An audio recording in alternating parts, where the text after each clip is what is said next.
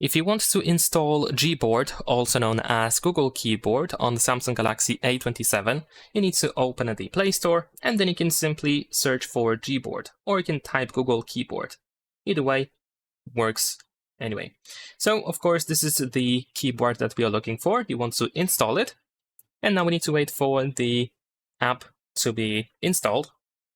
So let's wait for that. And once it is ready, you want to open it, and we will have to set it up to be able to use it, which is pretty straightforward. So let me just quickly show you. And once it is installed, there we go, we're gonna open it. Now we want to tap on Enable in Settings. In here, we should be able to turn on Gboard over here. We want to tap on the switcher and confirm that you want to enable it. Then let's go back. Now you want to tap on Select Input Method, and you want to switch from Samsung Keyboard to Gboard and tap on Done. And there we go. Right after that, you will immediately open the Gboard settings, which you can check out if you need to. But other than that, if you try to open your keyboard, as you can see immediately, it is going to work straight away. And that is pretty much it. Leave a like and subscribe.